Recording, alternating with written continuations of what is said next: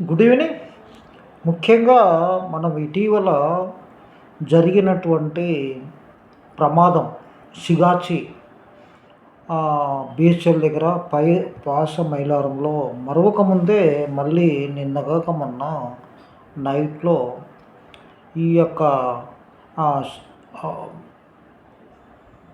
ఈ యొక్క ప్రమాదం జరిగింది. రియాక్టర్లు పేలి.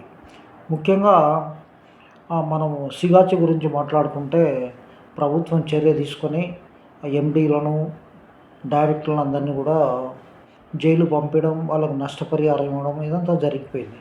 అయితే మనము చెప్పుకున్నట్లు ఇది ముఖ్యంగా ఈ యొక్క బృందావన్ ల్యాబ్స్ అనేటివి కూడా నిన్నగాక మొన్న నైటు షిఫ్ట్ సుమారు 9 to 9:30 మధ్యన షిఫ్ట్ దిగిపోయేటప్పుడు ఈ ప్రమాదం జరిగింది రియాక్టర్లు. అంటే కాలం చెల్లినటువంటి పరికరాలు ఉండడం, అదేవిధంగా ప్రమాదానికి సంబంధించినటువంటి సిలిండర్ కూడా బయటపడ్డది.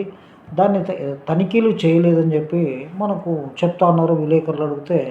అక్కడ లోకల్ వాళ్ళు చెప్పినటువంటిది ఏంటంటే, ఇక్కడ ఆర్ఓ, పీసీబీ వాళ్ళు ఎవ్వరు కూడా ఇప్పటివరకు రాలేదు.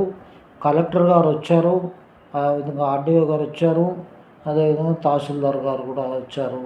ఈ మంటలు ఆర్పే ప్రయత్నంలో రాత్రంతా చాలా బండ్లు వచ్చి మంటలు ఆర్పే ప్రయత్నం చేయడం జరిగింది. ఇందులో ఎవరెవరికి ఏమైంది జరిగింది అంటే, అక్కడ చూసే భీములు కానీ, అక్కడ చూసే ఏదైతే మనకు అక్కడ భయంకరమైనటువంటి ఈ యొక్క భీములు కూడా పేలిపోయినాయి.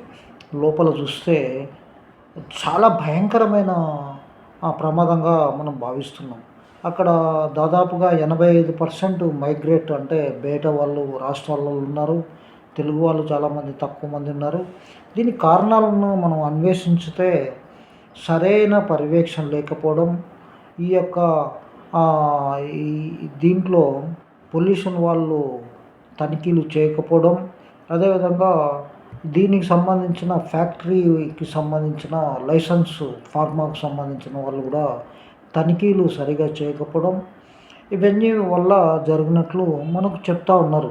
అక్కడ ఉన్నటువంటి మనం వాళ్ళని కలిస్తే మనం అధ్యయనం చేయగా తేలిన అంశం ఏంటంటే, ముఖ్యంగా దీని మీద తనిఖీలు తక్కువ.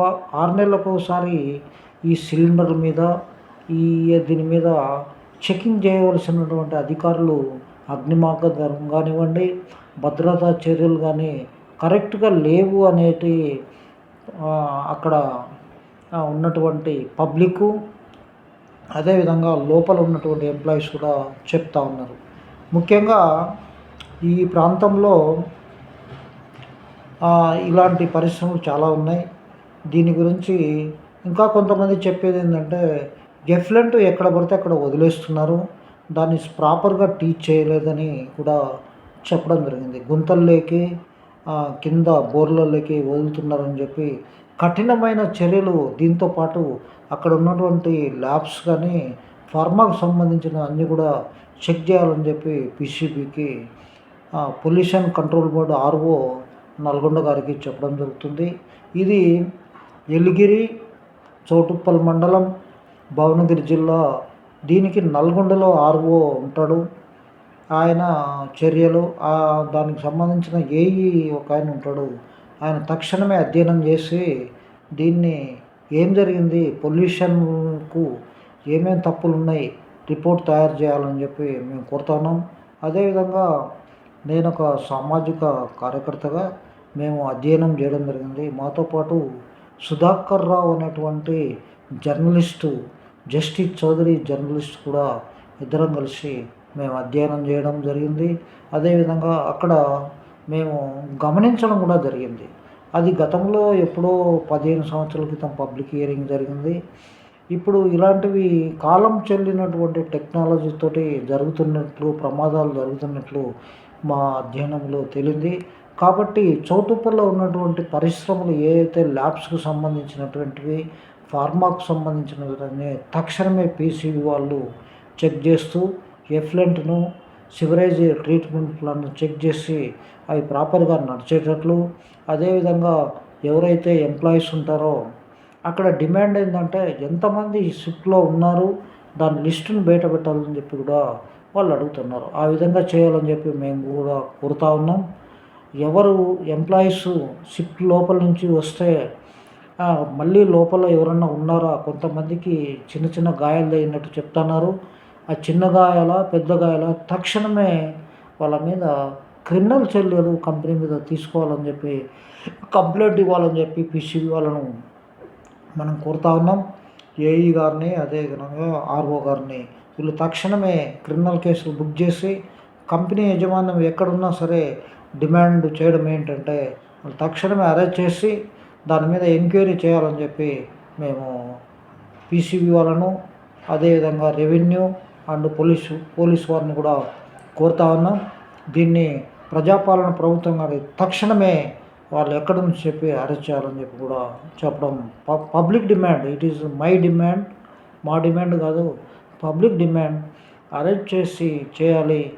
మనం గతంలో గమనించినాం, భువనగిరిలో కూడా ఇలాంటివి జరగడం జరిగింది. అక్కడ కూడా వీళ్ళతో తగిన నష్టపరిహారం ఇస్తూ ఈ యొక్క నెలకోసారి 2 నెలలకో 3 నెలలకో ఈ ఫ్యాక్టరీల ఇన్స్పెక్టర్లు అదేవిధంగా ఈ పొల్యూషన్కి సంబంధించినటువంటి వాళ్ళు ఇంకా మేధావులు సైంటిస్టులు చెక్ చేస్తూ అప్పుడప్పుడు తనిఖీ చేసినట్లయితే ఇలాంటివి జరగడానికి అవకాశం ఉండదు అని మేము చెప్పుకుంటూ చౌటుప్పల్లో జరిగిన దానికి విచారం వ్యక్తం చేస్తూ వారికి ఎవరికైనా దెబ్బలు తగిలినట్లయితే తొందరగా కోలుకోవాలని మైగ్రేట్ అయినటువంటి వాళ్ళది లిస్టు ఖచ్చితంగా పత్రికాముఖంగా బయటపెట్టాలని చెప్పి కోరుతున్నాం. దీన్ని మేము పొల్యూషన్ మెంబర్ ఆఫ్ సెక్రటరీ గారి దగ్గరికి తీసుకెళ్తున్నాం.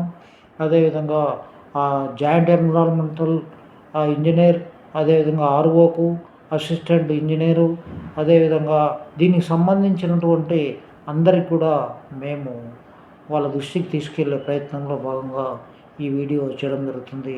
నా పేరు వై చెన్నకేశ్వరరెడ్డి. సపోర్ట్గా వచ్చినటువంటి సుధాకర్ రావు జర్నలిస్ట్ గారికి అదేవిధంగా ఇద్దరం కలిసి మేము అధ్యయనం చేయడం జరిగింది. దీన్ని వెంకన్న గారికి ఫార్వర్డ్ చేస్తున్నాం ఈ వీడియోను. ఆర్ఓ నల్గొండ వారికి నమస్తే, థ్యాంక్ యూ. భవిష్యత్తులో ఇలాంటివి ఉండకుండా ఉన్నటువంటి అన్నీ కూడా నల్గొండ భువనగిరిలో తనిఖీలు చేయాలని చెప్పి పిసిబి వాళ్ళని పొల్యూషన్ కంట్రోల్ బోర్డు ఆర్ఓ గారిని కోరుకుంటూ ఈ తక్షణమే సనత్ నగర్లో ఉన్నటువంటి టాస్క్ ఫోర్స్ వాళ్ళు తక్షణమే దీని మీద దర్యాప్తు చేయాలని చెప్పి దీనికి ఒక కమిటీ వేయాలని అదేవిధంగా మా ఎన్జిఓ మిత్రులు కూడా నిజ నిర్ధారణ కమిటీని వేసి దీన్ని నిగ్గు తేల్చాలని చెప్పి కోరుతా ఉన్నాం. నమస్తే, థ్యాంక్ యూ వెరీ మచ్.